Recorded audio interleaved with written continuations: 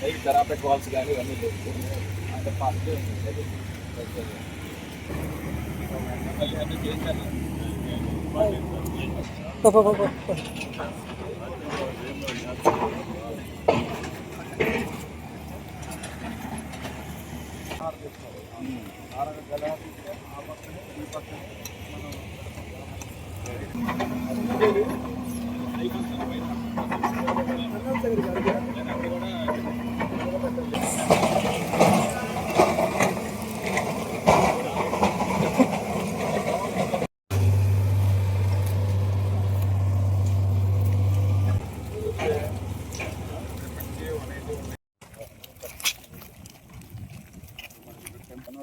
అంటే ఎప్పుడు కంప్లీట్ అవుతాయి అంటారు? ఇవి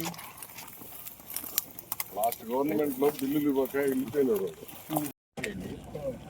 అయిపోయిందని వదిలేకుండా మనం ఏదైతే ఇప్పుడు గ్రీవెన్స్ వస్తా ఉంది, వచ్చిన గ్రీవెన్స్ మార్నింగ్ కూడా మేడం గారు అందరూ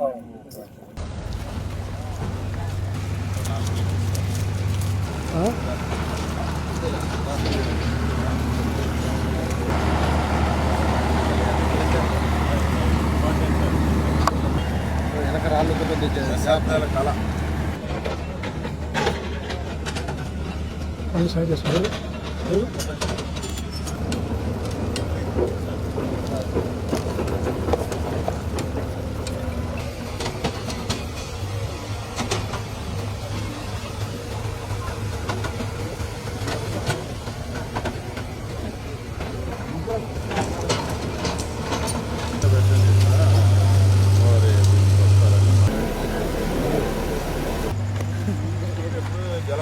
శ్రీశైలం దగ్గర అలాగే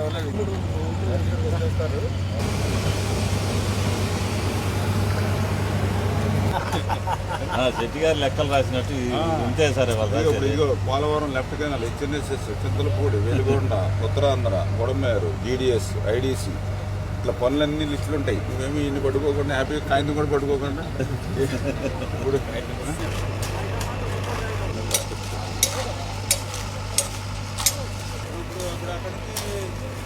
చూడమ్మా తమ్ముడు.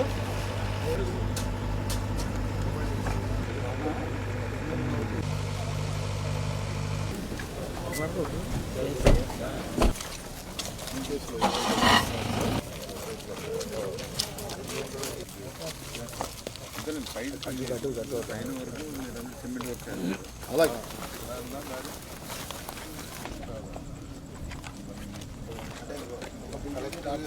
బిల్ లేఅవుట్లు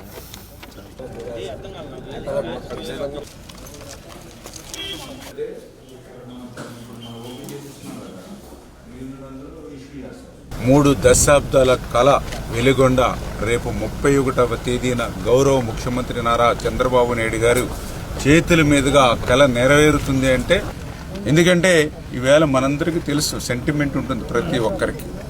ఇప్పటికీ నేను నా సొంత గ్రామం వెళ్తే నా ఇల్లు పాడడిపోయినప్పటికీ కూడా ఆ ఇంటిని చూసిన, ఆ వాతావరణం చూసిన, ఆ చిన్నప్పటి జ్ఞాపకాలు, ఆ ఊరిని వదిలి వెళ్ళాలంటే ఒక ఆవేదన, బాధ ఉంటుంది. అటువంటి వాటన్నిటినీ కూడా ప్రక్కన పెట్టి ఈవేళ లక్షలాది మందికి మా వల్ల త్రాగడానికి నీళ్ళు ఇస్తూ ఉన్నాం, లక్షలాది ఎకరాలకు సాగునీరిస్తూ ఉన్నామని ఒక త్యాగం ఈవేళ నిర్వాసితులు చేశారు. కాబట్టే ఈవేళ ఆ వెలుగొండ ప్రాజెక్టు పూర్తవుతున్నటువంటి పరిస్థితి, మనం పూర్తి చేస్తున్నటువంటి పరిస్థితి.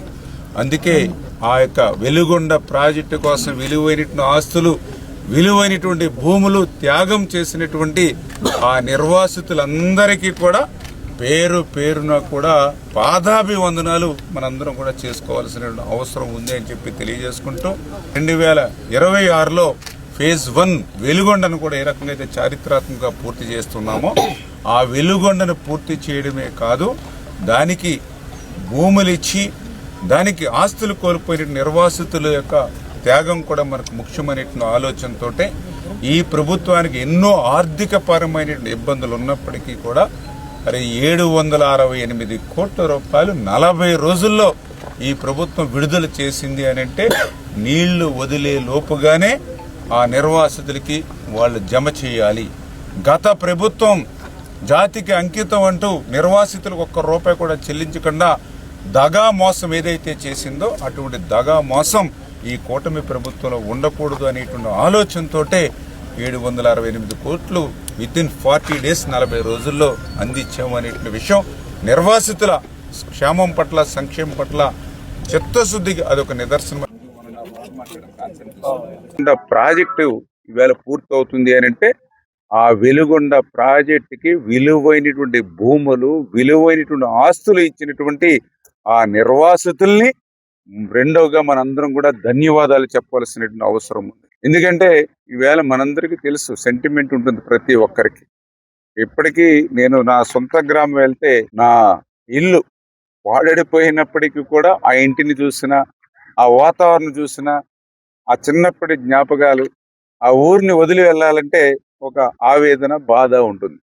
అటువంటి వాటన్నిటినీ కూడా పక్కన పెట్టి ఈవేళ లక్షలాది మందికి మా వల్ల తాగడానికి నీళ్ళు ఇస్తూ ఉన్నాం, లక్షలాది ఎకరాలకు సాగునీరు ఇస్తూ ఉన్నామని ఒక త్యాగం ఈవేళ నిర్వాసితులు చేశారు. కాబట్టే ఈవేళ ఆ వెలుగొండ ప్రాజెక్టు పూర్తవుతున్నటువంటి పరిస్థితి, మనం పూర్తి చేస్తున్నటువంటి పరిస్థితి. అందుకే ఆ యొక్క వెలుగొండ ప్రాజెక్టు కోసం విలువైనటువంటి ఆస్తులు, విలువైనటువంటి భూములు త్యాగం చేసినటువంటి ఆ నిర్వాసితులందరికీ కూడా పేరు పేరున కూడా పాదాభివందనాలు మనందరం కూడా చేసుకోవాల్సిన అవసరం ఉంది అని చెప్పి తెలియజేసుకుంటూ, అందుకే చంద్రబాబు నాయుడు గారు కూడా పోలవరం ఏ రకంగా అయితే మనము 2027కి కంప్లీట్ చేస్తూ చారిత్రాత్మకంగా ఏదైతే ముందుకెళ్తున్నామో, అదేవిధంగా 2026లో ఫేజ్ 1 వెలుగొండను కూడా ఏ రకంగా అయితే చారిత్రాత్మకంగా పూర్తి చేస్తున్నామో, ఆ వెలుగొండను పూర్తి చేయడమే కాదు, దానికి భూములు ఇచ్చి దానికి ఆస్తులు కోల్పోయిన నిర్వాసితుల యొక్క త్యాగం కూడా మనకు ముఖ్యమైనటువంటి ఆలోచనతోటే ఈ ప్రభుత్వానికి ఎన్నో ఆర్థిక పరమైన ఇబ్బందులు ఉన్నప్పటికీ కూడా 768 కోట్ల రూపాయలు 40 రోజుల్లో ఈ ప్రభుత్వం విడుదల చేసింది అని అంటే నీళ్లు వదిలే లోపుగానే ఆ నిర్వాసితులకి వాళ్ళు జమ చేయాలి.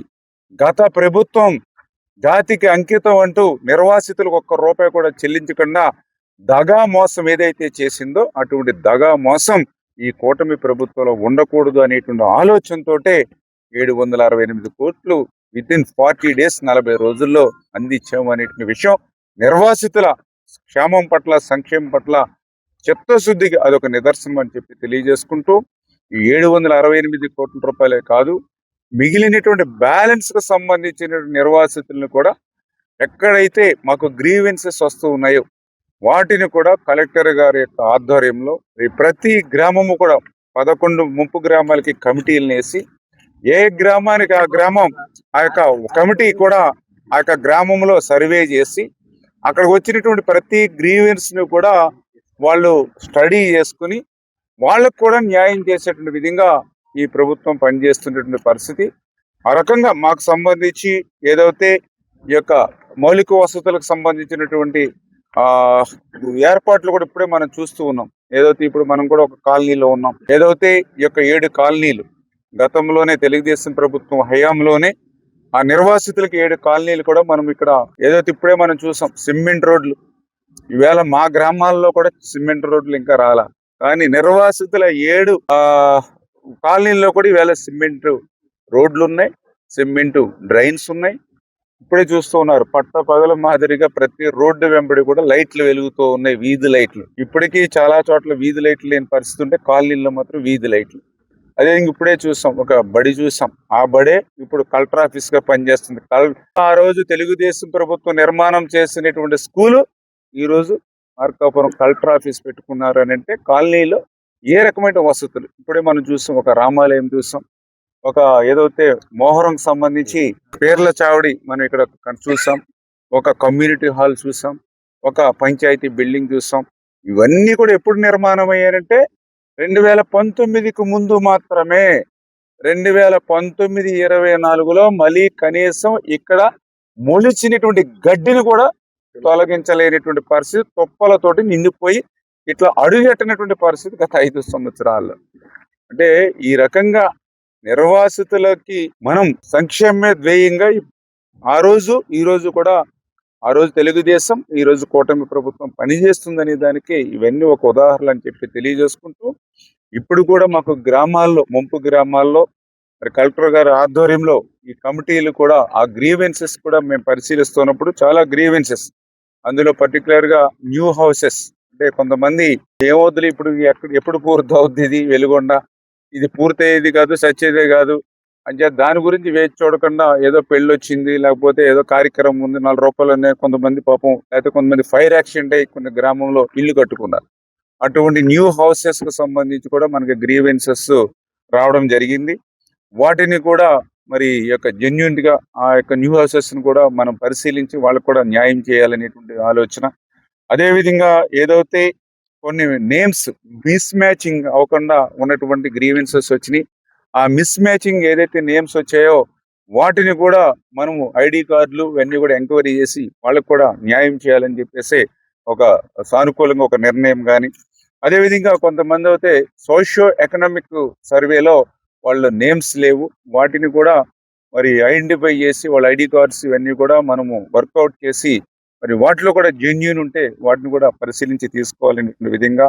కొంతమంది అయితే సోషియో ఎకనామిక్ సర్వేలో పేర్లు ఉన్నాయి, కానీ వాళ్ళు ఏదైతే గెజిట్ నోటిఫికేషన్ లో మళ్ళీ వాళ్ళ పేర్లు లేవు.